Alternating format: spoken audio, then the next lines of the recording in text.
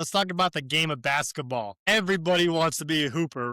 I mean, basketball is beautiful because it's such a picture of life. The energy of basketball, because every single play has consequence and reward, both on offense and on defense. If you mess up on one play, you have an opportunity to go to the next play, as opposed to like baseball, where you mess up on one at bat, you got to wait. Basketball's speed really captured my attention and my heart. The reason basketball was even created by James Naismith was as a platform to teach life lessons and ultimately to share the gospel. There's a certain culture, you said, even about basketball that's really attractive. My college coach used to tell me all the time, I think he was just kind of gassing us up a little bit, but he's like, basketball players are the best athletes. And I'm like, yeah, you're right, coach. The emotion that the game brings out is just, it's deep. I think that's where it's really cool to be able to connect the spiritual side of things, because those deep emotions, they come from somewhere. And basketball and the gospel, I think they run hand in hand. Yeah, I'm a baseball guy, but I'm going to agree with you on something your coach said. I believe anyone who's 6'8", 240 and can laterally move, jump out of the gym, catch a ball, motor skills, best athlete in my book. I got to ask the GOAT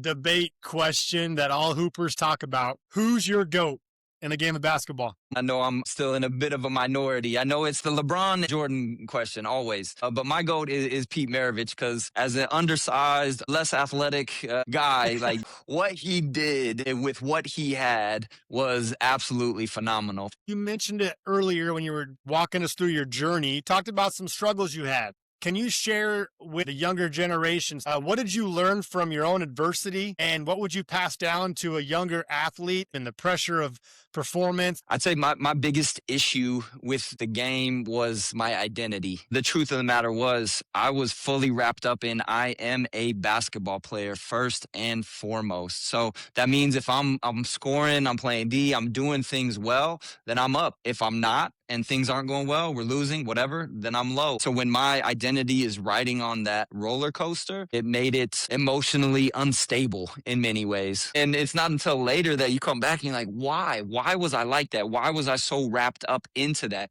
Well, it's because I didn't know who I was outside of being successful at basketball. First and foremost, you got to know who you are. What I believe, you're created by God to have a relationship with him. And that identity piece brings the most peace and comfort and purpose, because it's not performance based. It's unconditional love and unconditional purpose and guidance. The youth sports scene is tough. There's a lot of pressure from parents, from coaches. There's a lot of money involved, and that can be really heavy. Young athletes are out there with this identity issue of I am how I do. It's going to be a tough run. So peace and purpose is found through that relationship with Christ.